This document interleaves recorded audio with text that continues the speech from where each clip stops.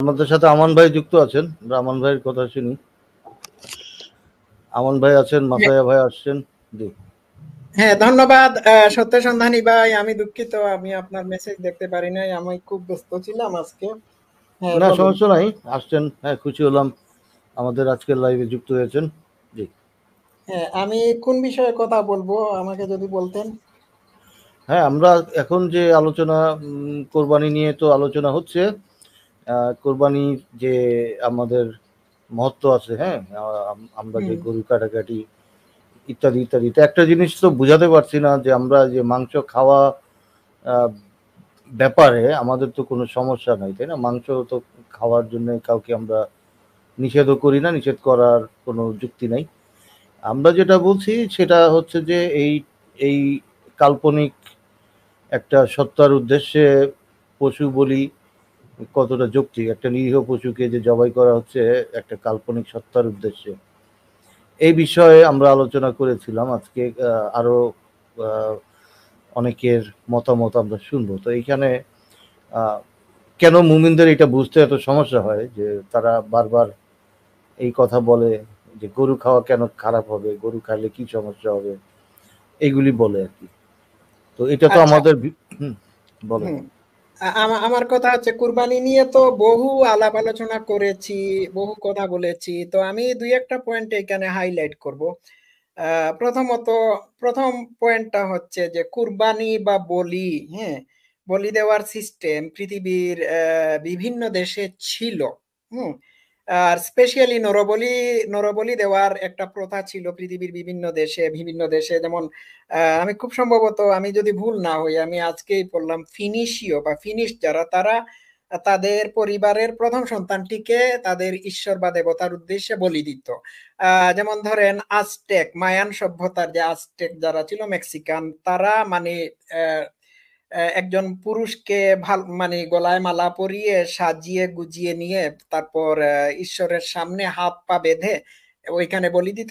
তারপর তার কলিজাটা বের করে বা হাট, রক্তাক্ত হাট বের করে দেবতার মানে দেবীর বা দেবতার বা ইয়ের সামনে, ওই মূর্তির সামনে এটা তারা সমর্পণ করত, মানে মানে অর্পণ করত। তো এই ধরনের বলি দেওয়ার প্রথা বিভিন্ন দেশে ছিল, এবং হাজার হাজার বছর আগে মানুষ তাদের সময়কার যে রাজা বা প্রজা ছিল বা জমিদার ছিল বা এলাকার ভূমি আহ, আহ, মানে এলাকার ভূমির মালিক ছিল, তারা কি করতো, তাদের ভূমির মালিকদেরকে পশু কি করতো, উপহার দিত। এরপর থেকে যখন ধর্ম আসলো, ধর্ম আসার পরে মানুষ ঈশ্বরের ক্রোধ থেকে বা সৃষ্টিকর্তার ক্রোধ বা তার ইয়ে থেকে, ওই তার ক্রোধ থেকে রেহাই পাওয়ার জন্য তাকে পশু বলি দিয়ে সন্তুষ্ট করতে, এই পশু বলি দেওয়ার রেওয়াজ আপনারা ওল্ড টেস্টামেন্ট ইহুদিদের ধর্মগ্রন্থ যদি খুঁজে দেখেন তাহলে সেখানে পাবেন আপনারা। আহ আর নরবলির প্রথা তো ছিল। এখন ভারতেও নরবলির ব্যবস্থা, নরবলি ছিল আগে থেকে। আমি অন্য দেশে যাব না, পার্শ্ববর্তী দেশ ভারতেও নরবলির প্রথা রয়েছে। এই রিসেন্টলি 4টা নরবলি ভারতে হয়েছে। তাহলে বোঝা যাচ্ছে যে এই কুরবানির প্রথাটা এসেছে আদিম মানুষের মন মানসিকতা থেকে। আদিম মানুষ বলবো না, ধরেন মধ্যযুগের আগের মানুষ থেকে এইগুলো এসেছে। আর এই যে কুরবানি শব্দ, কুরবান শব্দ থেকে এসেছে। আপনারা গ্রিসে আপনারা যদি একটু ঘাটাঘাটি করে থাকেন তাহলে দেখবেন গ্রিসের কিছু কিছু গ্রামাঞ্চলে এখনো হুম আহ ইয়ের ওই তাদের পাদ্রির উদ্দেশ্যে অথবা মানে জিসাস খ্রিস্ট মানে ঈশ্বরের উদ্দেশ্যে তারা কি করে পশু বলি দিয়ে, মানে পশু কুরবানি দিয়ে থাকে। এবং এই কুরবান শব্দ থেকে কুরবানি এসেছে। ওই থার্ড টেম্পলের সামনেও কিন্তু ইহুদিরা পশু বলি দিত, কিন্তু এটা এখন বেন করে দেওয়া হয়েছে। যাকে, এটা হলো সংক্ষিপ্ত ইতিহাস। এখন আমার কথা হচ্ছে মুসলমানরা যে পশু কুরবানি দেয়, হুম, এই একটা ঈদের দিনে, মানে একটা ঈদের উৎসবে তারা পশু কুরবানি দেয় এবং পশু হত্যার মানে উৎসবে তারা মেতে পড়ে। এখানে আমার একটা আপত্তি আছে। আপত্তিটা হলো যে এই তারা এই পশু কুরবানি দিয়ে থাকে ইব্রাহিম নবীর স্মৃতিকে ফলো করার জন্য, অর্থাৎ ইব্রাহিম নবীর সুন্নতকে ফলো করার জন্য। এখন আমার কথা হলো ইব্রাহিম নবীর বংশধররা হচ্ছে ইহুদিরা, হুম, এবং অনেক ক্ষেত্রে খ্রিস্টিয়ানরাও ইব্রাহিম নবীর বংশধর। হ্যাঁ, যদিও নবী মুহাম্মদ মনে করে থাকে যে সে ইব্রাহিমের বংশধর, আসলে সে কোনো প্রমাণ করতে পারে নাই সে ইব্রাহিমের বংশধর কিনা। আসলে সে ইব্রাহিমের বংশধর না, ইব্রাহিম কোনোদিন মক্কায় বসবাস করেন নাই। It was impossible for Ibrahim to live in Mecca and build the Kaaba temple. ঠিক আছে, তো ইব্রাহিম নবী মক্কায় বসবাস করেন নাই। ইব্রাহিম নবীর বংশধররা হচ্ছে ইহুদিরা, এবং ইব্রাহিম নবীকে এই ইহুদিদের ঈশ্বর ইয়াহু গড মানে প্রমিস মানে প্রমিস ল্যান্ডের প্রতিশ্রুতি দিয়েছিলেন এবং বলেছিলেন এটাতে তোমরা বছরের পর বছর জেনারেশন টু জেনারেশন বসবাস করবে, এখানে মুহাম্মদের কোনো কথাই নাই। তাহলে ইব্রাহিম নবীর বংশধররা হচ্ছে ইহুদিরা এবং ইব্রাহিম নবীর ফলোয়াররা হচ্ছে খ্রিস্টিয়ানরা। যেমন জিসাস ক্রাইস্ট একজন ইহুদি ছিলেন, ইনিও ইব্রাহিম নবীর বংশধর। মুহাম্মদ বংশধর নাই। মুহাম্মদ মানে ভুলভাবে ইব্রাহিমকে সে মানে নিজের পূর্বপুরুষ বলে দাবি করেছে, এই কারণে যে সে নিজেকে নবী হিসাবে এস্টাবলিশ করতে চেয়েছিল, because he was rejected as prophet by Jewish people. কারণ নবুয়তির কনসেপ্টটা উত্তরাধিকারের মতো। সকল নবী রাসূল জুইশদের মধ্য থেকে এসেছে। মুহাম্মদ উড়ে এসে জুড়ে বসে হ্যাঁ কি করলো, দাবি করলো সে নবী। তো সে নবী কিভাবে হবে? সে তো নবী হতে পারে না। এখন তার নবুয়তিকে এস্টাবলিশ করতে গিয়ে সে ইব্রাহিম নবীকে তার পূর্বপুরুষ বানিয়েছে এবং ইব্রাহিম নবীকে মুসলমানদের জাতির পিতা বানিয়েছে। এখন আমি এতগুলো কথা বলার উদ্দেশ্য আমার একটাই, মোটিভ একটাই, যে এইখানে মুসলমানরা ইব্রাহিম নবীর সুন্নত পালন করে লক্ষ লক্ষ পশু হত্যায় মেতে উঠে। তো এটি তারা করবে কেন? এটি করলে তো ইব্রাহিম নবীর বংশধর ইহুদি এবং খ্রিস্টিয়ানরা করবে, because they are the real follower prophet Abraham. এবং ইহুদিরা দাবি করে থাকে, জুইশরা দাবি করে থাকে তারা ইব্রাহিমের বংশধর, এবং ইব্রাহিমের থ্রুতে জুইশদেরকে প্রতিশ্রুত ভূমি দেওয়া হয়েছিল। তো এইখানে কথা হচ্ছে যে মায়ের চেয়ে মাসির দরদ বেশি। ইব্রাহিম নবীর রিয়েল ফলোয়ার, অর্থাৎ অরিজিনাল বংশধর যারা ইহুদি খ্রিস্টিয়ান, তারা ইব্রাহিম নবীর সুন্নত পালন করে না, করে মুসলমানরা। তাইলে তো বুঝতে হবে যে এখানে একটা উদ্দেশ্য আছে। মুহাম্মদ নিজেকে এই নবুয়তির ধারাবাহিকতায় নবী হিসাবে প্রতিষ্ঠিত করতে গিয়ে ইব্রাহিমের সকল কার্যক্রমকে সে ফলো করেছে। যেমন খতনা দেওয়া, সেটা মুসলমানদের মধ্যে পরিচালিত করেছে, এটাকে ফলো করেছে শুধুমাত্র নিজেকে নবী হিসাবে ইব্রাহিমের ধারাবাহিকতায় নিজেকে নবী হিসাবে প্রতিষ্ঠিত করার জন্য। হ্যাঁ, মাথার চুল কাটা, তারপর সবকিছু কুরবানি দেওয়া, এগুলো সে মানে ইব্রাহিমের সুন্নত ফলো করতে গিয়ে বা মেমোরি ফলো করতে গিয়ে সে ফলো করেছে নিজেকে নবী হিসাবে প্রতিষ্ঠিত করার জন্য। বিষয়টা বুঝতে পারলেন তো? এখন আমি আরেকটু বলি, আমি বোধহয় একটু সময় বেশি নিয়ে নিচ্ছি। গত কয়েকদিন আগে একটা লাইভ দেখেছিলাম, ওই দাওয়া ওয়াইজ বাংলা, নামটা বলেন তো, দাওয়া ওয়াইজ বাংলা না? এইখানে দেখলাম একজন ইসলামিক স্কলার ব্যাখ্যা দিচ্ছেন যে এটি বর্বর না, এটি নিষ্ঠুরতা না, এই কারণে যে যুদ্ধের ময়দানে মানুষ যায় এটা জেনে যে যুদ্ধের ময়দানে গিয়ে সে প্রাণ হারাতে পারে, সে মারা যেতে পারে। তো একই অর্থে পশু হত্যা করাটাও কোনো বর্বরতা না, এটি নিষ্ঠুরতা না, এই কারণে যে হ্যাঁ আমরা জানি যে পশুরা এখানে মারা যাবে। তো কথাকার কি কোথায় মিলিয়ে ফেললো? আরে ভাই, যুদ্ধে একজন মানুষ যায় হ্যাঁ আরেকটা পক্ষের সাথে লড়াই করার জন্য। তারা ভালো করে জানে যে আমরাও তাদেরকে মারতে গেছি, তারাও আমাদেরকে মারতে এসেছে। এখন আপনি যে পশুটাকে জবাই করতেছেন, তার মৃত্যু জেনেও আপনি তাকে জবাই করতেছেন, হ্যাঁ, এবং আপনি যুক্তি দেখাচ্ছেন যে আমরা জানি পশু নিশ্চিত মৃত্যু হবে তাকে জবাই করলে পরে, সুতরাং এইখানে তার মৃত্যু নিশ্চিত করাটা কোনো অপরাধ না, যেভাবে যুদ্ধে আমরা মৃত্যু নিশ্চিত জানার পরেও যুদ্ধে যাই। কিন্তু আমার পয়েন্ট হচ্ছে, আপনি যে যুদ্ধে যাচ্ছেন, আপনি জানেন আপনি যুদ্ধে যাচ্ছেন আরেক পক্ষকে মারার জন্য, আরেক পক্ষ জানে যে আপনাকে মারার জন্য তারা এসেছে। এখন আপনি যে হাজার হাজার পশুদেরকে কুরবানি দিচ্ছেন, এইখানে আপনি যুদ্ধের রেফারেন্সটা, যুদ্ধের উদাহরণটা কি করে নিয়ে আসেন? এই পশুরা কি আপনাদের সামনে যুদ্ধে গুতাগুতি করে যুদ্ধের জন্য মাঠে নেমেছে যে তাদেরকে আপনারা জবাই করতেছেন এবং তারা জানে যে এই কুরবানিতে তাদের মৃত্যু নিশ্চিত? এখন কুরবানির উৎসবে যে পশু হত্যার উৎসব আপনারা করে থাকেন, এই পশুরা তো আপনাদের সাথে জিহাদে নামে নাই, ঠিক আছে? এবং খাওয়ার জন্য আমি আমার যুক্তি হচ্ছে যে আমরা খাবার খাওয়ার জন্য আমরা পশু খাই এবং পশু খেয়ে থাকি, পশুকে আমরা ব্যবহার করে থাকি, কিন্তু আমরা এই সমস্ত পশুদেরকে আমাদের খাবার হিসাবে ব্যবহার করে থাকি যে সমস্ত পশুকে শুধুমাত্র খাবারের জন্য পালন করা হয়ে থাকে, সুজা হিসাব, বুঝতে পারছেন? আর আপনারা পশু হত্যা করে থাকেন খাবার খাওয়ার জন্য না, উৎসবের জন্য, আপনাদের ঈশ্বর বা সৃষ্টিকর্তা বা আল্লাহকে খুশি করার জন্য। এখন একটা আল্লাহকে খুশি করার জন্য আপনারা হাজার হাজার পশুর জান কেড়ে নেন, এই ইজ নট অ্যাকসেপ্টেবল। আপনি বিয়ের অনুষ্ঠানে পশু খান, আপনি খাবার খাওয়ার জন্য খাচ্ছেন, এটা অনুষ্ঠান, কিন্তু উৎসব করে ঈদ করে পশু হত্যায় মেতে উঠবেন, এটা ইজ নট অ্যাকসেপ্টেবল। আমি কি বিষয়টা বুঝাতে পেরেছি? আমার এইটুকুই বক্তব্য, থাকলে আপনারা কন্টিনিউ করেন, পরে আমি নিয়ে আলোচনা করব। Thank you. আমান ভাই অনেক ধন্যবাদ আপনার বক্তব্যের জন্য। মাসাইয়া ভাই আপনার কাছে আসি। হ্যাঁ, বলেন। ধন্যবাদ সত্য সন্ধানী ভাই। পবিত্র কোপাকুপির শুভেচ্ছা সবাইকে। এই কোরবানির ব্যাপারটা নিয়ে গতকালকে আমাদের লাইভে অনেক কথা হয়েছে। আসলে আমি ছোট করেই জাস্ট বলতে চাই, আমান ভাই খুব সুন্দরভাবে ইতিহাস ধরে বলে দিছে। আমি সেম কথাটাই বলতে চাই যে এই কোরবানিটা হচ্ছে একটা পশু হত্যার উৎসব। মুমিনরা বারবার যে এই কথাটা আমাদেরকে উপরে চাপাই দেওয়ার চেষ্টা করে যে আমরা তো পশু খাই, বাট পশু খাওয়া আর সেটাকে একটা পশুকে হত্যার উৎসব করাটা এক জিনিস না। আপনারা পশু হত্যা করতেছেন সৃষ্টিকর্তার সন্তুষ্টির জন্য। আমার এটাই বুঝে আসে না, পৃথিবীর এত কিছু থাকতে সৃষ্টিকর্তার সন্তুষ্টি শুধু হত্যার মাধ্যমে কেন আসে? আর এটাকে সেলিব্রেট করা, পশু হত্যা করাটা, এটা আমার কাছে খুবই নৃশংস লাগে। আর এটা থেকে সমাজে কোনো উপকার বা এর থেকে সামাজিক মূল্যবোধের কোনো উৎকর্ষতা এখান থেকে সাধিত হওয়া সম্ভব না।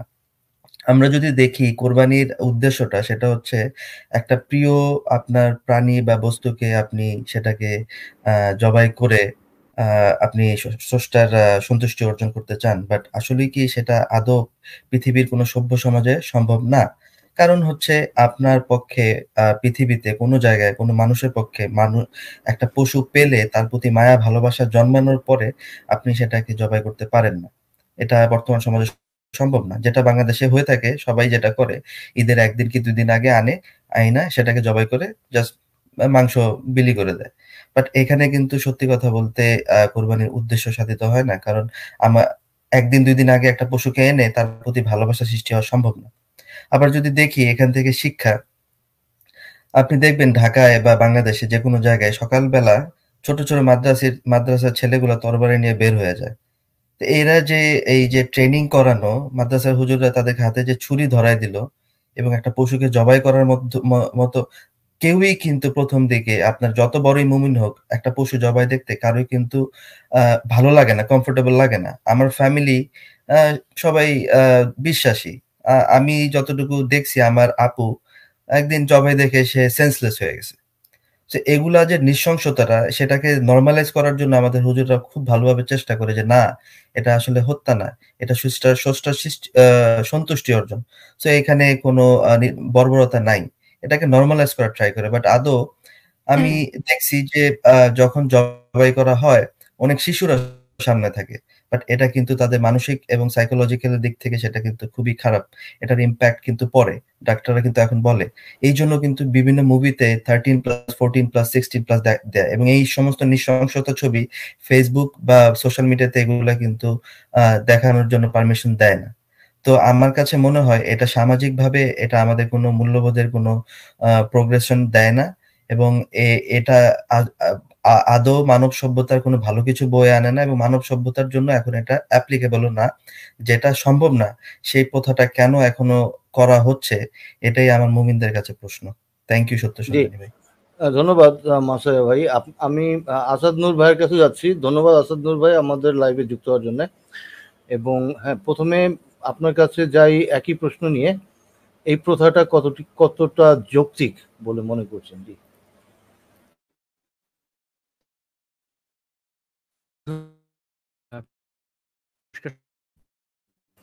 আপনার অডিও ক্লিয়ার হচ্ছে না আসাদ ভাই। আচ্ছা, অডিওটা শোনা যাচ্ছে না। আরেকটু কথা বলুন দেখি। হ্যালো,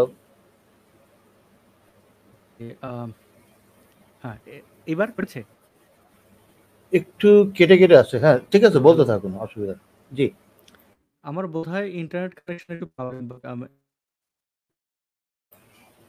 আচ্ছা, ইন্টারনেটে হয়তো সমস্যা। জি,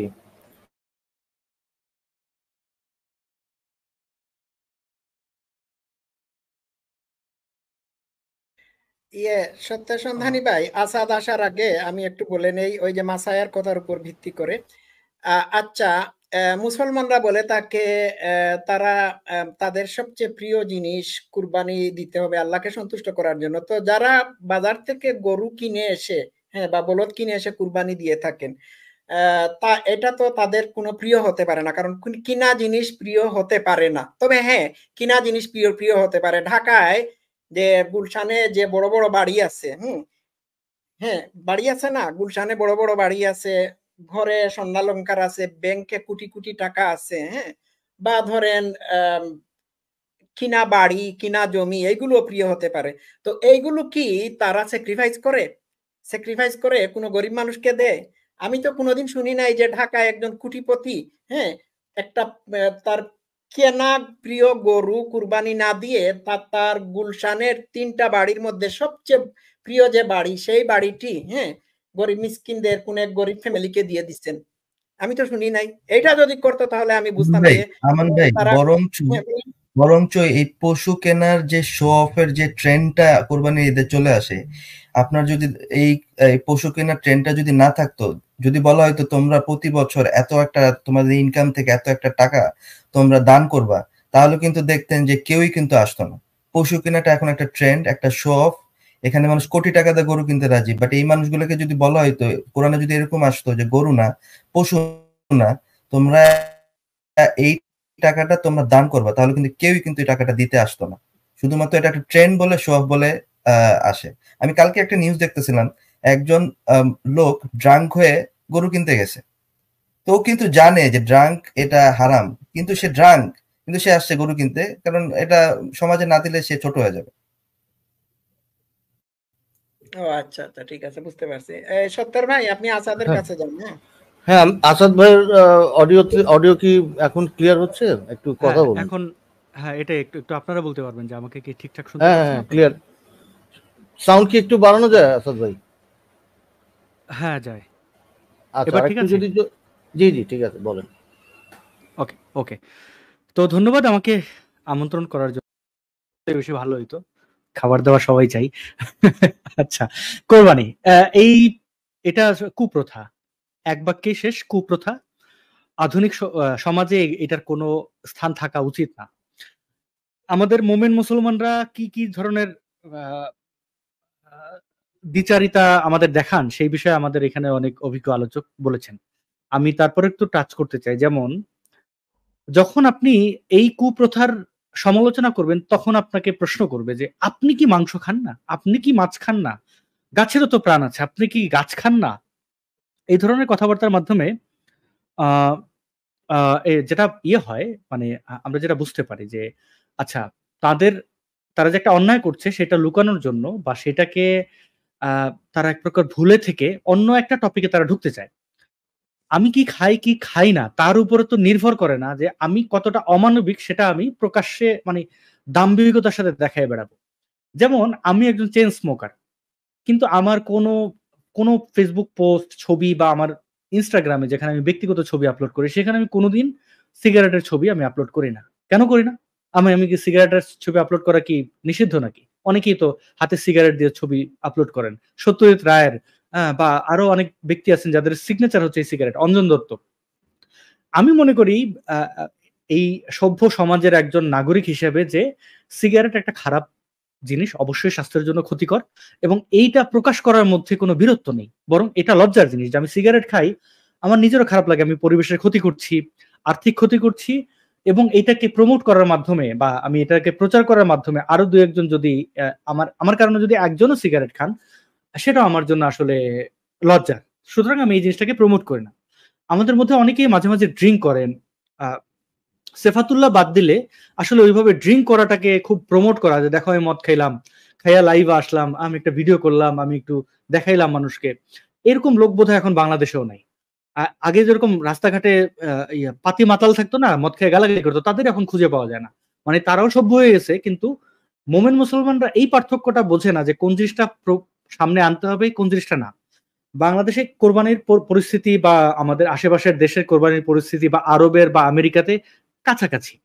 হয়তো মানে নির্মমভাবে জবাই আমেরিকাতে করা যায় না বা ইউরোপে করা যায় না, সেটা অন্য বিষয় হইতে পারে। দেখেন, আমরা যদি একটু খেয়াল করে দেখি, বিভিন্ন পশ্চিমা দেশে থাকা আমাদের বন্ধু বান্ধব, আমি অনেকজনকে আনফ্রেন্ড করছি। আমার কষ্ট লাগছে, তারা আমার খুব প্রিয় মানুষ ছিলেন। কেন করছি? তারা বর্ষে দিয়া মাছ ধইরা সেটাকে বিভৎসভাবে ফেসবুকে আপলোড করেন, এবং আপলোড করার মাধ্যমে এটা বোঝান যে দেখো আমি কত বড় এক চন্দ্রবিন্দু আর কি, যে আমি এটা করছি, দেখো মাছগুলো ছটফট করছে। আসলে ঠিক আছে, ফিশিং তার নেশা পেশা হইতেই পারে, কিন্তু সেটাকে দেখানোর মধ্যে বীরত্বের কি আছে? আবার খাবার, দেখেন খাবার তো খাওয়ার জিনিস, এটা নিজে জিহ্বা দিয়ে আমরা টেস্ট করি। অনেকে বন্ধুদের মধ্যে শেয়ার করেন যে আচ্ছা আমি আজকে এই খাবারটা খেলাম, সেটা ঠিক আছে, কিন্তু অনেকে আবার ফুটানির জন্য, যে দেখো আমি কি খাইতে পারি, আমি এত এত ভালো খাবার খাই, এরকম বহুত ফুটানিয়ালা লোকরে আমি তাদের কাছ থেকে সরে গেছি এই কারণে যে তাদের নেশাই হচ্ছে দেখো আমার টাকা আছে, আমি এটা খাইতে পারি।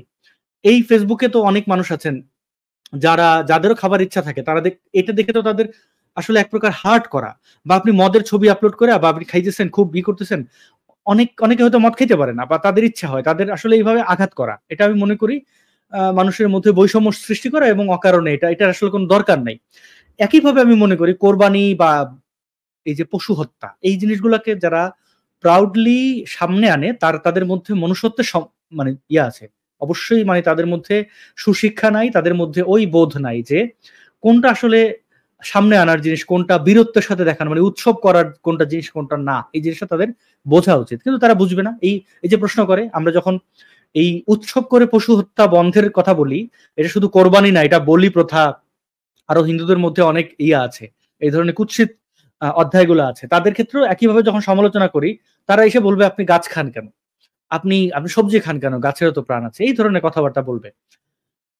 আসলে তারা তাদের এই অপরাধটাকে জাস্টিফাই করার জন্য বিভিন্ন অজুহাত খোঁজে। আপনি যদি বলেন বাংলাদেশে যে অমুক নারী ধর্ষণ হয়েছে কেন, সে উঠে বলবে আমেরিকায় ধর্ষণ কত হয়, মাদ্রাসায় শিশু বলাৎকার হয় কেন, উঠে বলবে যে দেখো স্কুলে কি হয়, স্কুলে তো খোলামেলা চলে, অন্য কোথাও কি ধর্ষণ হয় না। মানে একটা সুস্পষ্ট অপরাধ ঢাকার জন্য তারা বিভিন্ন অজুহাত নিয়ে আসবে। আপনি বলবেন যে তোমরা মোমেন মুসলমান বলতেছো কোকা কোলাকে বয়কট, তাহলে তুমি ফেসবুক চালাও কেন? সে একটা অজুহাত দিয়া বলবে যে তুমি এটা করো কেন, সে এটা করে কেন, অমুক এটা করে কেন। আমরা দেখছি সর্বশেষ আজহারি, মানে কি কি বলতেছে যে কোকা কোলার বয়কট নিয়ে সে একটু আগুনে ঘি ঢালছে আর কি, হ্যাঁ।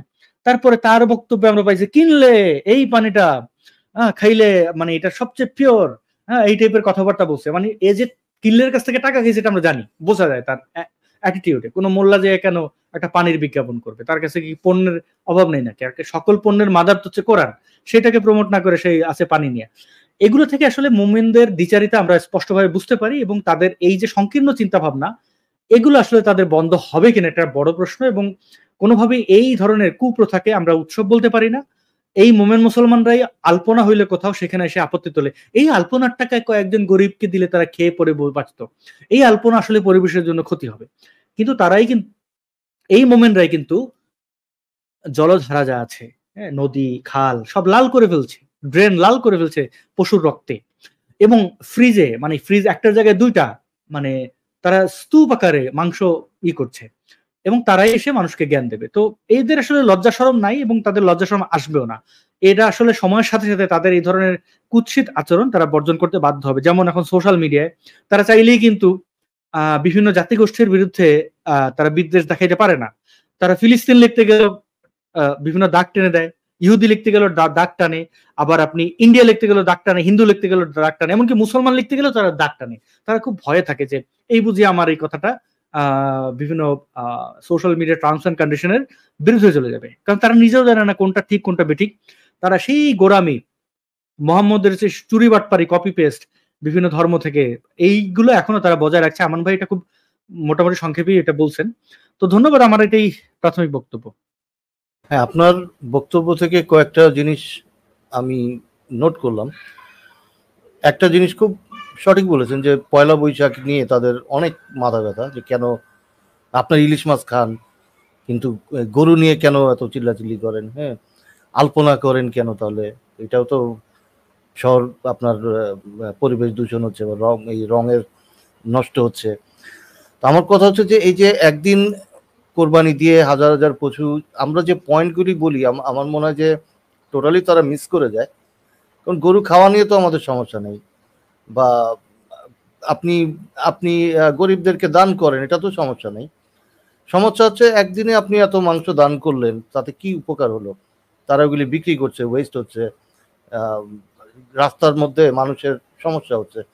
এই যে পয়েন্টগুলি আমরা তুলে ধরি, এরা টোটালি মিস করে পয়েন্টগুলি, এবং অন্য অন্য পয়েন্ট মানে তারা এগুলিকে ডাইভার্ট করার চেষ্টা করে যে আপনিও তো এটা করেন, আপনিও তো এটা করেন। তো দুইটা রং, দুইটা। জি বলেন। সত্য সন্ধানী ভাই, আসাদ খুব ভালো করে বলেছে। বোধহয় আসাদের এইটা বললে ভালো হতো, হয়তো উনি ভুলে গেছে। আপনি হয়তো এইটা মানে খেয়াল করেন নাই। এটা হচ্ছে লজিক্যাল ফেলাসি। হ্যাঁ, তাদের একটা লজিক্যাল ফেলাসি আছে। এখন আমি কি নাম দেব, এখন এখন আমি বুঝতে পারতেছি না কোন লজিক্যাল ফেলাসির অন্তর্ভুক্ত। আমি এরিস্টটলের 13টা লজিক্যাল ফেলাসি আমি আমার ডৌরের মধ্যে টাঙ্গিয়ে রেখেছি। আর এই লজিক্যাল ফেলাসি নিয়ে ভারতের একজন ফিলোসফারও প্রথমে মানে প্রথমত উল্লেখ করেছিলেন। এরপরে প্রায় 50-60টার মতো লজিক্যাল ফেলাসি আছে। আমরাও মাঝে মধ্যে করে থাকি লজিক্যাল ফেলাসি, আমাদের নিজেদেরও জানতে। এখন মুমিনরা, এই যে আসাদ একটু আগে বললো ওই লজিক্যাল ফেলাসির কথা, আপনারা আলপনাতেও তো পয়সা খরচ করেন, হ্যাঁ, এইটাতেও পয়সা খরচ করেন, হ্যাঁ, মুরগি জবাই করে খান, বিয়ের উৎসবে গরু জবাই করে খান, তখন তো পশু হত্যা হয় না, আমরা খেলে পশু হত্যা হয়ে যায়। এগুলো এগুলো হচ্ছে লজিক্যাল ফেলাসি, এবং তারা সবচেয়ে ভয়ঙ্কর লজিক্যাল ফেলাসি যেটি করে থাকে, এটির নাম আমি দিয়েছি নিষ্ঠুরতা প্র্যাকটিসের ফেলাসি। যেমন তারা বলে থাকে যে গরু জবাই আল্লাহর নামে যদি কুরবানির ঈদে করা হয়ে থাকে, তাহলে গরু কোনো পেইনই ফিল করে না, পশু কোনো পেইনই ফিল করে না। এটাও কিন্তু একটা লজিক্যাল ফেলাসি। মানে মানে তাদের বর্বর কাজকে জায়েজ করার জন্য তারা কুযুক্তি দাঁড় করাবেই এইখানে, বুঝতে পারছেন? আর আমি এখানে একটা পয়েন্ট আমি আপনার লাইভে সেদিন মানে কোরআনের আয়াত থেকে রেফারেন্স দিয়ে দেখিয়েছি যে কুরবানি করা কোন অর্ডিনারি মুসলমানদের জন্য জায়েজ না, এটি কোরআনের আয়াত মোতাবেক সম্পূর্ণরূপে হারাম। কুরবানি কোনো দেশে করা যাবে না, পশু কুরবানি করতে হবে একটা নির্দিষ্ট জায়গায়, নির্দিষ্ট কিছু মানুষ। এখন কারা কুরবানি করবে পশু, কোন জায়গায় করবে পশু কুরবানি করবে? একমাত্র হাজিরা মিনায় গিয়ে কুরবানি করবে। এবং এটা পত্তলিকদেরও রেওয়াজ ছিল, তারা যখন হজ করত, এটা তো হজ হচ্ছে পত্তলিকদের, আরব পেগানদের প্যাকেজ। এটা মুহাম্মদ অব্যাহত রাখছে। এই পত্তলিকরা উটের গলায় মালা পরিয়ে মাথা মানে ইয়ে করে নেড়া করে হজে যেত। হ্যাঁ, হজে যেত, 7 চক্কর পত্তলিকরাও দিত, কাবাগরে চুমাচুমি ঘষাঘষি কিসিং চাটাচাটি পত্তলিকরাও করতো, বুঝতে পারছেন? তো তারা ওই সময় এই কাজটা করতো, করার সময় এই কাজগুলো করতো, এই হজের কাজ করতো, এবং হজও পত্তলিকরা করতো। এবং এই হজ করার সময় তারা ওই কাবা ঘরে গিয়েই তারা পশু বলি দিত, বুঝতে পারছেন? এটা কুরবানি। এটা মুহাম্মদ যে ইব্রাহিমের কাছ থেকে কপি করে এটা মানে ইব্রাহিমের সুন্নত বলে চালিয়ে দিচ্ছে, এমনটি না। এটি পেগানদের রেওয়াজ, পেগানরা পশু বলি দিত। এবং এই যে আপনি একটু আগে দেখিয়েছিলেন এইখানে, এই যে কাবা ঘরের চতুর্দিকে লাব্বাইক এই যে কি জানি বলতেছে, এটা তারা ওইখানে অগ্নি প্রজ্বলিত করে, হ্যাঁ, কাবাগরের হুবাল দেবতার সামনে অগ্নি প্রজ্বলিত করে তারা ওইটার হুবাল দেবতার চতুর্দিকে, অর্থাৎ কাবাগরের চতুর্দিকে লাব্বাইক লাব্বাইক ধ্বনি দিয়ে, হ্যাঁ, লাব্বাইক হুবাল লাব্বাইক এগুলো বলতো। আপনারা এটি দেখিয়েছেন এইখানে, ঠিক আছে? তো এটা মুহাম্মদ কপি করছে, এখানে মুহাম্মদ হুবালের জায়গায় আল্লাহকে রিপ্লেস করছে। আর ওই যে শয়তানকে পাথর মারার বিষয়, শয়তানকে যে হাজিরা পাথর মেরে থাকে, এটা ভয়ঙ্কর হিংসার প্র্যাকটিস বা চর্চা। এখন মক্কার পেগানরা ওই মানে তারা মনে করতো এইখানে দুষ্ট জিনদেরকে বেঁধে রাখা হয়, এই তারা দুষ্ট জিনদের উপর মানে পাথর ছুঁড়ে মারতো। আর মুহাম্মদ কি করছে, ওই দুষ্ট জিনের জায়গায় শয়তানকে রিপ্লেস করছে। এটাই হচ্ছে আসল ইতিহাস। তো পুরা হজের প্যাকেজটাই হচ্ছে পত্তলিকদের প্যাকেজ। এখন মুসলমানরা যে বাংলাদেশ, ভারত, পাকিস্তান, আরো পৃথিবীর বিভিন্ন দেশে ইয়ে করে থাকে, পশু কুরবানি করে থাকে, একটু মিউট করেন কে, আচ্ছা, পশু কুরবানি করে থাকে, এই পশু কুরবানি তাদের জন্য কুল্লু হারাম, জায়েজ না, সম্পূর্ণরূপে হারাম। পশু কুরবানি করবে কেবলমাত্র হাজিরা, এবং তাও করবে মিনায়। আবার কোন পশু কুরবানি করতে হবে তাও বলে দেয় কুরআনে। সূরা নাহর, মানে কুরআনে নাহর শব্দটি ব্যবহার করা হয়েছে। নাহর শুধুমাত্র উটদের করা হয়ে থাকে যখন উটটা দাঁড়িয়ে থাকে। এবং মুহাম্মদও নাহর করেছে। মুহাম্মদ জীবনে কোনো গরু জীবনে দেখেও নাই, গরু কুরবানি করে নাই। গরু কুরবানির ইতিহাস রয়েছে ইহুদিদের। হ্যাঁ, তারা গরু কুরবানি রেড হাইফার মানে লাল গরু কুরবানি করেছে, এটা কোরআনেও আছে, তাওরাতেও আছে। তো আমি বিদায় বিষয়টা বুঝাতে পারছি আপনাদেরকে যে হজে মানে কুরবানির রেওয়াজ, পৌত্তলিকদের রেওয়াজ এবং অর্ডিনারি কোনো মুসলমান কুরবানি করতে পারবে না। আমাকে যদি কোনো মুমিন এসে চ্যালেঞ্জ দেয়, আসুক এই লাইভে, আমি মোকাবেলা করবো। আমি কোরআনের আয়াত দিয়ে প্রমাণ করে দেখাবো যে কুরবানি শুধুমাত্র মিনায় গিয়ে করতে হবে এবং তাও হাজিরা করতে হবে। তবে হাজিরা কোন হাজিরা করতে হবে? যাদের সামর্থ্য আছে। আচ্ছা, আমি একটু ইয়া ভাই, একটু আমানুদ্দিন ভাই, একটু আমি স্টেজটা ফুল হয়ে গেছে, আমি কয়েকজনকে কথা বলে বিদায় দিব। ইলালিল্লাহ ভাই বলেন, আনমিউট করে। আসসালামু আলাইকুম ওয়া রাহমাতুল হুবালু ওয়া বারাকাতুল্লাহ ওয়াল মানাতু ওয়াল উজ্জাতু ওয়াল লানাতু শাইতানু আকবার। ঠিক আছে, হ্যাঁ ঠিক আছে। ভালো আছেন সবাই? আপনার ইকো হচ্ছে ভাইয়া। আচ্ছা ঠিক আছে, তাহলে আমি দেখি। না আমি হেডফোন ইউজ করতেছি না, এমনি শুধু ডিভাইস। আচ্ছা ঠিক আছে, তাহলে আপনার বক্তব্যটা দিয়ে আপনি বিদায় নিয়ে নেন।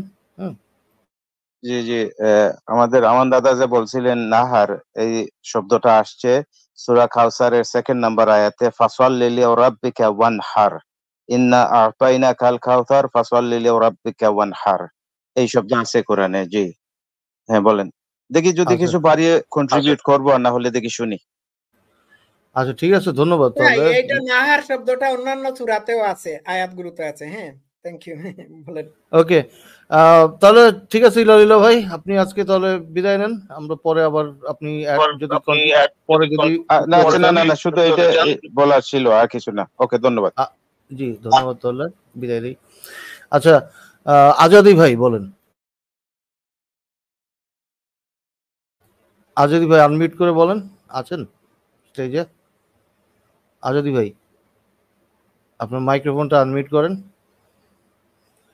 আচ্ছা, উনি মনে হচ্ছে নাই স্টেজে, তাহলে ওনাকেও বিদায় দেই, স্টেজ ফুল হয়ে গেছে। তো জাফর ভাই বলেন। জাফর ভাই, জি শোনা যাচ্ছে না আমাকে? আপনার আওয়াজ সাউন্ড খুব কম। হ্যাঁ, সত্তর ভাই কেমন আছেন? হ্যাঁ ভালো, জি আপনি ভালো? এই তো ভাই চলতেছে। আপনি তো আমাদের লাইভে আসেনি না ভাই? হ্যাঁ, আমার আসলে আমি সময় পাই না, তবে আজকে ছুটি আছে দেখে মেগা লাইভ শুরু করলাম। জি হ্যাঁ, আপনার লাইভের জন্য শুভকামনা আজকের। আমি তো আলোচনাটা শুনতে আসলাম আর কি। আচ্ছা ধন্যবাদ। আমাদের সাথে আসাদ নূর ভাই আছেন, আমানুদ্দিন ভাই আছেন, আল্লাহ ভাই আছেন। আপনার যদি কোনো প্রশ্ন থাকে বলতে পারেন।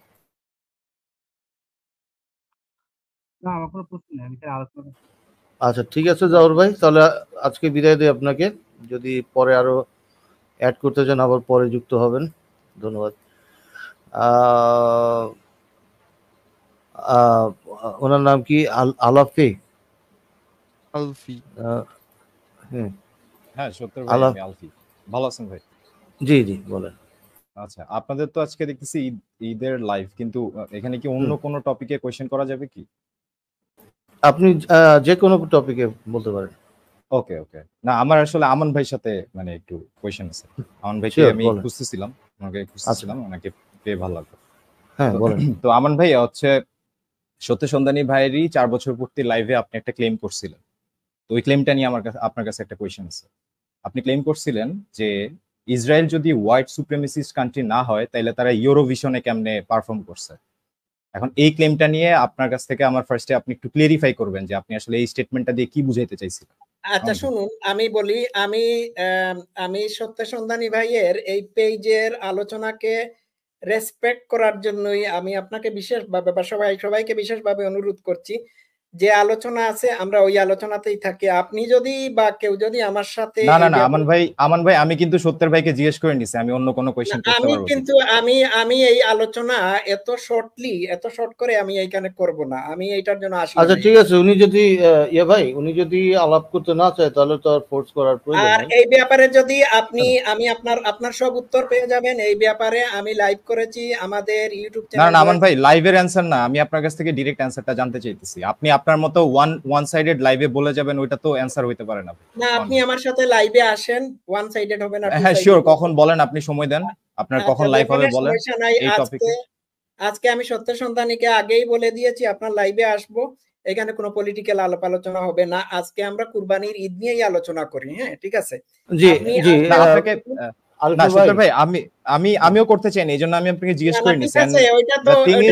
এটা তো প্রাসঙ্গিক না, আমি না আমান ভাই দ্য থিং ইজ ওই লাইভের পর থেকে আমি আপনাকে খুঁজতেছিলাম আপনার এই ক্লেমটা। আচ্ছা উনি লাইভে আসেন, আমরা লাইভ আরো করব, আপনি আসেন, অসুবিধা নাই, সমস্যা নেই। রাইট ভাই উনি যদি এখন যদি অ্যানসার দিতে না চান তাহলে আপনি ওনার লাইভে গিয়ে এই বিষয়ে ডিসকাস করতে পারবেন।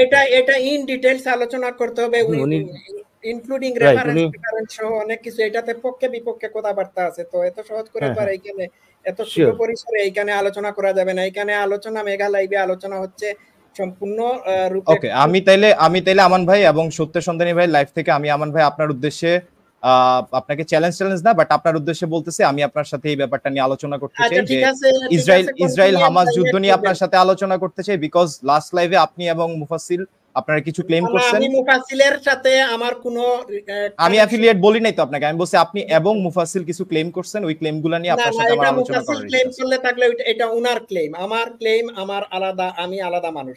আচ্ছা সত্য সন্ধানী ভাই, আমি আরেক প্রসঙ্গক্রমে তাহলে সত্য সন্ধানী ভাই একটা কাজ করেন, আমান ভাই এক সেকেন্ড, আপনি একটা লাইভের আয়োজন করেন যেখানে আমান ভাই এগুলো বিস্তারিতভাবে বলবেন, সেখানে আমাদের ওই ভাইও থাকবেন, সলোমন ভাইও থাকবেন।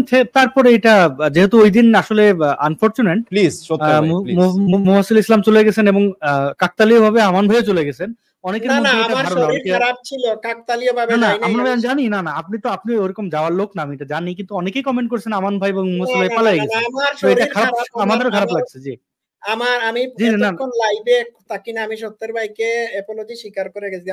আমরা জানি এটা না আমান ভাই, ওইটাই বলতেছে যে মানুষ যেহেতু একটা ভুল নিচ্ছে যে আপনারা পালিয়ে গেছেন, এটা বলতেছে অনেকে। এটা খারাপ, আমাকে যারা চিনে জানে তারা ভালো করেই চিনে জানে। সবাই তো আমান ভাই আমাকে চেনেন না, আপনাকেও চেনেন না, এটা হয়। এই জন্য আমি চাইতেছি একটা আলোচনার আয়োজন সত্য সন্ধানী আপনি করেন।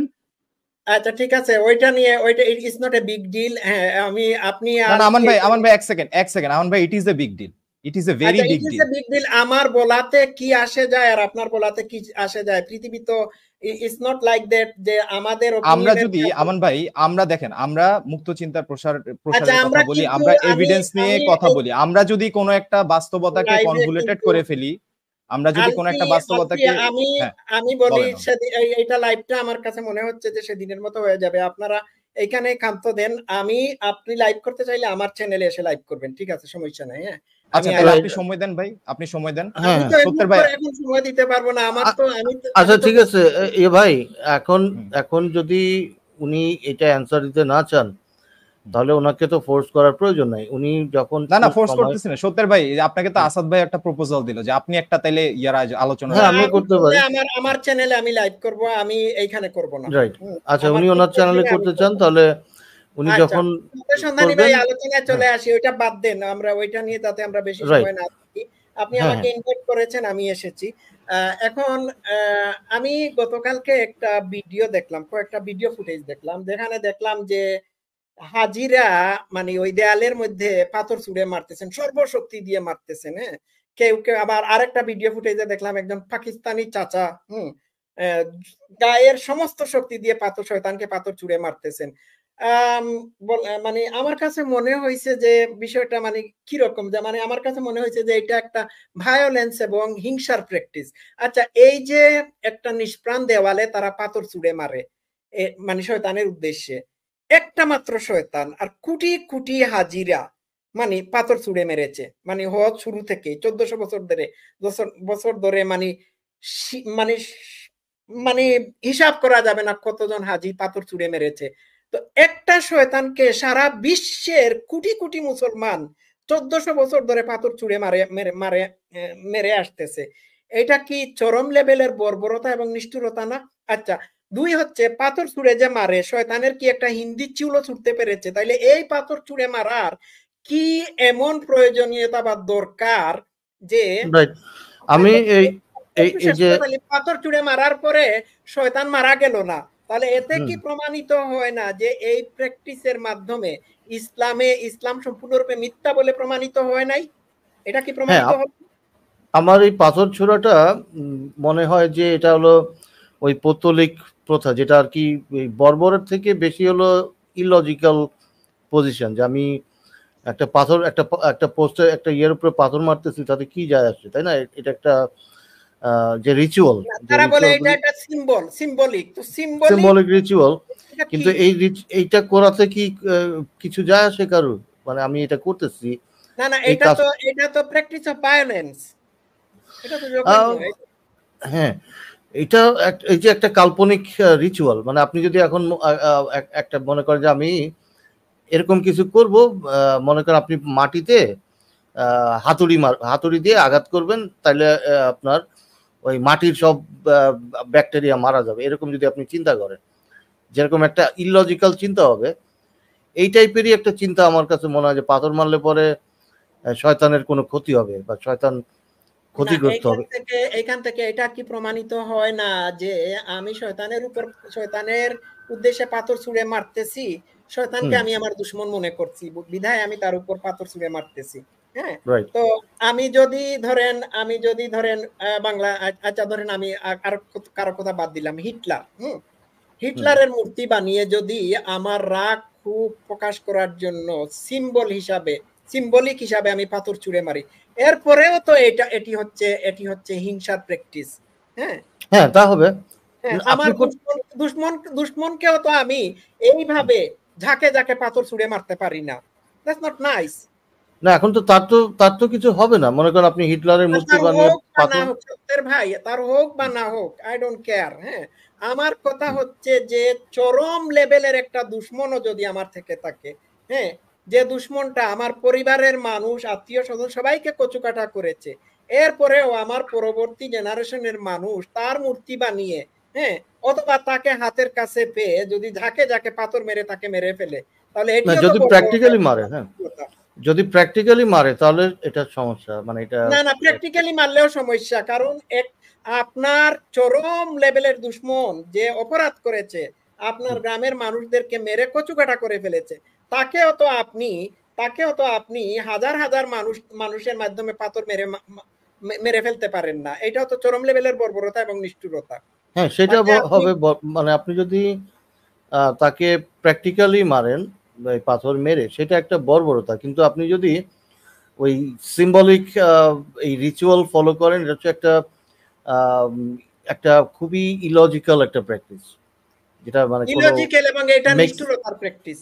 আমি মনে করি কুরবানি দেওয়ার মতো একটি নিষ্ঠুরতার প্র্যাকটিস আমার কাছে মনে হয়েছে। আমার কাছে এটা না, কুরবানি তো আপনার ওই পশুগুলি মারা যাচ্ছে। এখন যদি এটাতে কেউ মারা যেত, মারা যাচ্ছে, শয়তান যে না মারা যাচ্ছে না, তো এটাই তো আমি বলতেছি যে কোরবানির মতো তো হচ্ছে না, কারণ শয়তান মানে ওখানে তো কেউ মারা যাচ্ছে না, তাই না? শয়তান ডাজন্ট লিভ হিয়ার আইদার। এখানে শয়তান থাকে না। হ্যাঁ, শয়তান তো এক্সিস্টই করে না, তাই না? এটা তো কাল্পনিক। এই কাল্পনিক জিনিস, তো এই জন্যই বলছি যে ইলজিক্যাল, বুঝতে পারছেন? যেহেতু এটা একটা কাল্পনিক জিনিস, এবং গরু তো প্র্যাকটিক্যালি মরছে, ওরা কষ্ট পাচ্ছে, সাফার করতেছে, কিন্তু ওই পাথর যেটা আপনি কাল্পনিক একটা সত্তা, মানে একটা একটু ভাই শেষ করি, হ্যাঁ, মিউট করেন। তো মানে আমি ডিফারেন্সটা বলতেছি এতটুকু যে আপনি ওই যেমন মাটিতে যদি আপনি বাড়ি মারেন, মাটির কিছু হয় না, মাটি ব্যথা পায় না। হ্যাঁ, গরু তো ব্যথা পায় ভাই, তার তো ফিলিংস আছে, হ্যাঁ, তার সে সাফার করে।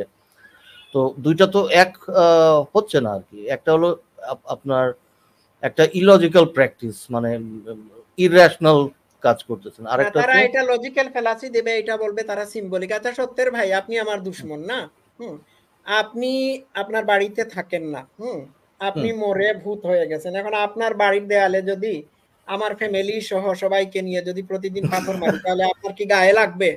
এই না, দেয়ালটা কি লাগবে না। আপনার বাড়ির দেওয়ালটা কি আপনার শরীর নাকি? বলেন তো দেখি। না, না লাগবে না তো। আচ্ছা আসাদ বলেন। ভাই, কিন্তু আসাদ ঘটনা নূর তো ভাই, জি আসাদ নূর ভাই ঘটনা বলেন। তো উল্টে, জি ঘটনা তো উল্টে হয়ে গেল। আজকে দেখলাম যে 19 জন হাজি মারা গেছেন শয়তানরে পাথর মারতে যায়। মানে আল্লাহ উল্টা হাজিদের তাহলে শয়তান কারা ভাই? আচ্ছা তাইলে আমি আসাদের সাথে একটু এড করি। আসাদ, আমি আপনি জানেন আমি এই নিয়ে ভিডিও করেছি। 2টা পয়েন্ট আমি একটু হাইলাইট করি। আল্লাহ কুরআনে বলেছেন যে আমি আমি কাবা ঘরকে বা মক্কাকে নিরাপদ বানিয়েছি মানুষের জন্য। খুব ভালো করে শুনবেন, কুরআনে আয়াত আছে, কয়েকটা আয়াত আছে, আমি এখানে নিয়ে আসতেছি না আপাতত। আর যারা বায়তুল্লাহর ভিতর ঢুকে গেছে তারা সম্পূর্ণরূপে নিরাপদ, কুরআনের ক্লেম। তাহলে আল্লাহ যদি ক্লেম করে থাকে যে কাবা ঘরের চত্বর হচ্ছে মানুষের জন্য নিরাপদ, তাহলে এইখানে হাজিরা মারা পড়বে কেন? ক্রেন ধসে হাজিদের মাথায় পড়ে হাজিরা মারা যাবে কেন? আমাকে বলেন বলেন। তাহলে কি আল্লাহ মারা গেছে? আল্লাহ কি নিরাপত্তা দিতে পারে না? আচ্ছা আমান ভাই, আল্লাহ সরি টু কুরআনে দাবি ইন্টারাপ্ট, করছে।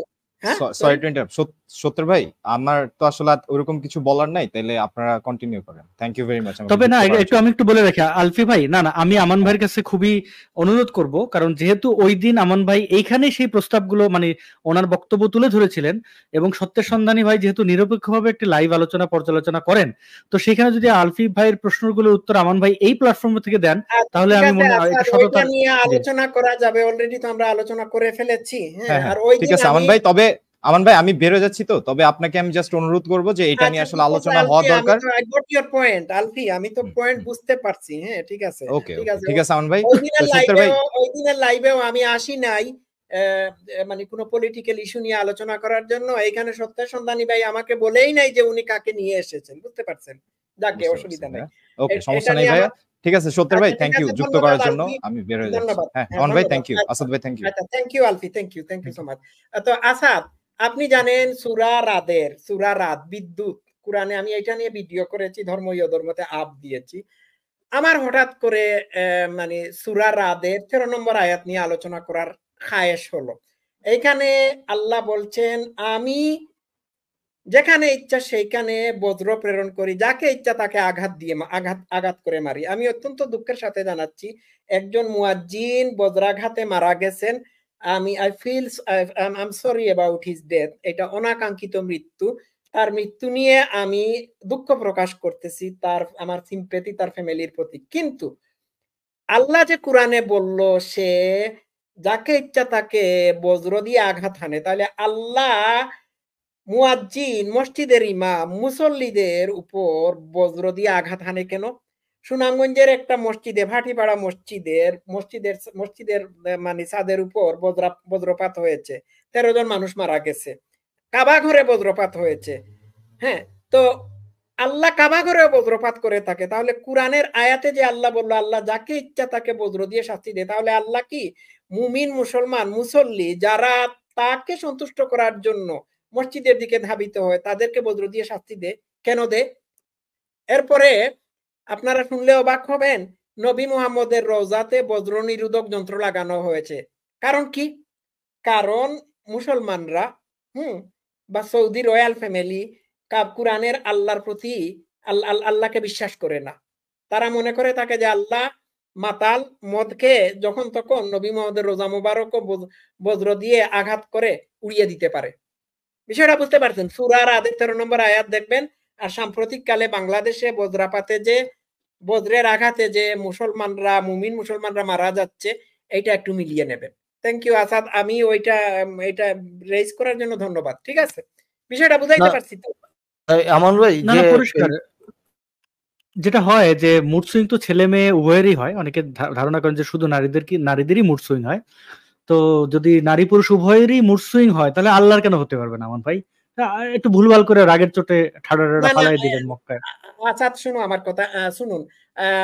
ইয়েতে ওই আল্লাহ যে কুরআনে কয়েক জায়গায় বলেছে, সূরা বাকারাতে বলেছে, আরো কয়েকটা আয়াতে বলেছে। যেহেতু আমি লাইভে এই বিষয় নিয়ে আলোচনা করতে আসি নাই, আল্লাহ ক্লিয়ারলি বলেছে সে কাবা ঘরকে নিরাপদ স্থল বানিয়েছে। তাহলে দেখা যায় মানুষের জন্য নিরাপদ স্থল বানিয়েছে, অথচ দেখা যায় যুগে যুগে কাবা ঘর মানুষের দ্বারা আক্রান্ত হয়েছে।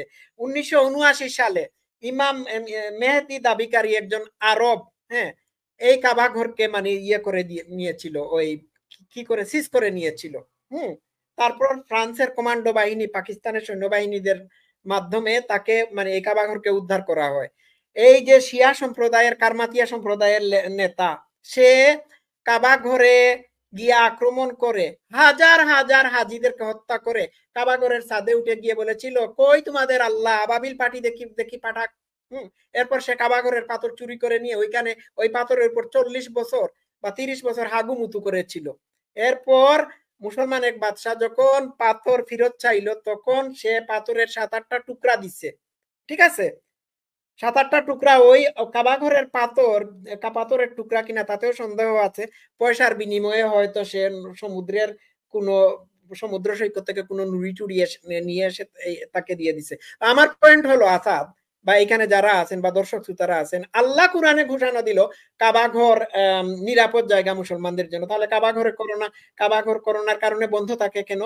কাবা ঘরে হজ করে যাওয়ার পরে মানুষের মেনিনজাইটিস, ডায়রিয়া হয় কেন? হাজার হাজার মানুষ মারা যায় কেন? এবং শুধু এইটা একবার দুইবার হয় নাই, কাবা ঘরে পঙ্গপাল পর্যন্ত আক্রমণ করেছে, এই রিসেন্টলিও হয়েছে, বজ্রপাতও হয়, হ্যাঁ, ক্রেন ধসে পড়ে। এগুলো কেন? আল্লাহ তো নিরাপদ ঘোষণা করেছে, ঠিক না? এটা কি কোনো মুমিনরা এসে লাইভে এসে জবাব দিতে পারবে? আমি আছি, আমি চ্যালেঞ্জ দিলাম, আসুক। আমান ভাই, এই যে কাবা ঘরে পাথর মারতে গিয়ে যে হাজি মারা গেছে, এরকম কিন্তু বাংলাদেশে গরু কোরবানি দিতে গিয়ে আপনার গরু লাথি খেয়ে মারা গিয়েছে, এরকম ঘটেছে, ঠিক আছে? উটের লাথি খেয়েও মানুষ মারা গেছে, জানেন? হ্যাঁ হ্যাঁ, তো এই ঘটনাগুলি ঘটে। এখন শয়তান তো রিয়েল না, শয়তান তো একটা কাল্পনিক চরিত্র। Is Allah real? Is Allah real?